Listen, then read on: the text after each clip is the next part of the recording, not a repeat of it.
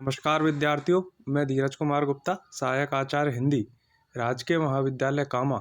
आप सभी का हिंदी की ऑनलाइन शिक्षण कक्षाओं में स्वागत करता हूं। हम अध्ययन कर रहे हैं श्री जैनेन्द्र द्वारा रचित कहानी खेल, जहां हमने देखा अभी तक सुरवाला ने बड़े ही तन्मयता के साथ उस भांड का निर्माण किया और अनेक कल्पनाओं को देखते हुए उसने मनोहर के प्रति अपनी जिज्ञासा भी व्यक्त की। अब वह जैसे ही उससे आगे बढ़ी तो उसने कहा, पहले इसमें कुटी बना लूँ, और वह कुटी बनाती है।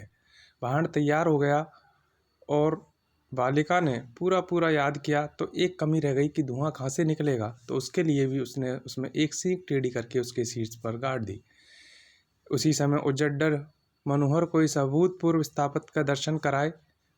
सुरबाला मुंह बाएं आंखें स्थिर कर इस भांड को देख के विस्मित और पुलकित हो रही थी, क्योंकि यह उसी के द्वारा बनाया हुआ गया था। परमात्मा कहाँ विराजते हैं, कोई इस बाला से पूछे तो हमें मालूम चलेगा कि इस भांड के जादू में। मनोहर अपनी सुर्रों की याद कर पानी से नाता तोड़ हाथ में लकड़ी लिए उधर की तरफ आया। सुरबाला तो परमात्मा के लीला के जादू में लीन थी। मनोहर ने बाला की दृष्टि का अनुसरण कर देखा। देवी जी बिल्कुल अपने भांड में अटकी। उसने जोर का कहाका लगाते हुए भांड में एक लात मार दी। न जाने क्या किले फतह किया। ऐसे गर्व से निर्दयी मनोहर चिल्लाया, सुर्रो रानी।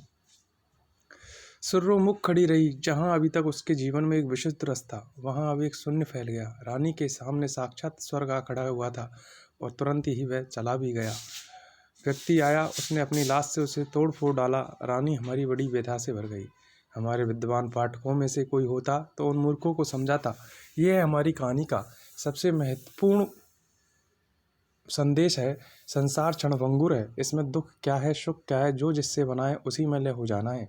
इसमें शोक और उद्वेग की क्या बात है। यह संसार जल का बदबूदा है, फूट कर एक जल में ही खो जाना है, उसकी सार्थकता है।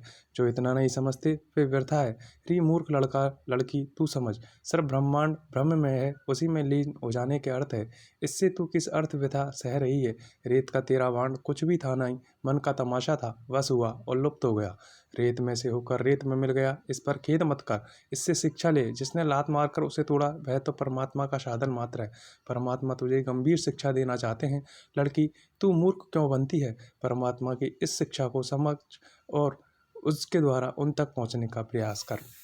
यह है हमारी कहानी का सबसे महत्वपूर्ण भाग, जिसमें मनोवैज्ञानिक दर्शन के हमें लाभ होते हैं और हमें एक नैतिक शिक्षा भी मिलती है। लेकिन दोनों ही बालक अभी इस जीवन की अबोध श्रृंखला से अबोध हैं।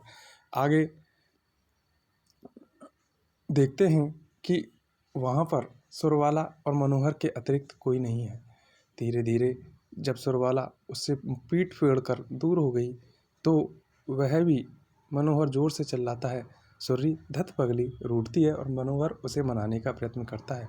मनोहर उसे काफ़ी देर तक मनाने का प्रयत्न करता है, लेकिन सुरबाला स्त्रीयोचित हट को लेकर बैठ जाती है। लेकिन जैसे ही स्त्रीत्व की उसमें मर्यादा है, थोड़ी देर तक जब सुरबाला रूठती रहती है तो मनोहर की आंखों में आंसू आ जाते हैं, उसकी आवाज़ में कपकपी आ जाती है। तो वह अपनी नाराज़गी को दूर करते हुए उससे बोलने लगती है और बोलते बोलते हुए उससे प्रश्न करती है, आपने हमारा भांड क्यों तोड़ा, तो और आप हमें दोबारा से ऐसा का ऐसा भांड बना के दो। और इस तरीके से वह दोनों वार्तालाप करते रहते हैं। मनोहर द्वारा वापस वैसा ही भांड बनाने का प्रयत्न किया जाता है। वह उसके निर्देशन में ही उस भांड कार्य का संपादन होता है। सुरबाला उसको बताती जाती है कि इस तरीके से इसमें कुटी बनाई जाए, पत्ते यहाँ लगाए जाए, इस जगह सीख लगाई जाए जिससे धुआं का आगमन हो सके। इस तरीके से करके सुरबाला और मनोहर द्वारा उस भांड का पुनर्निर्माण किया गया और कहा गया कि अब गंगा जल से कर पत्रों को लेके आए जिससे इसको कठोर किया जा सके और इसका अभिषेक करें। जैसे ही वह पानी डालकर उसका अभिषेक करने लगा, सुरबाला ने भी एक लात मारकर भांड को चकनाचूर कर दिया। सुरबाला रानी भी हंसी से नाच उठी। मनोहर उत्फुल्लता से कहका लगाने लगा। उस निर्जन प्रांत में निर्मल शिशु हास्यरव लेते हुए व्याप्त हो गया।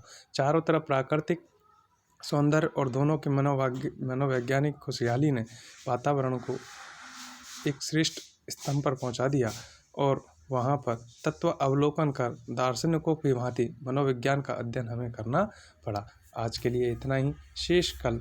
धन्यवाद।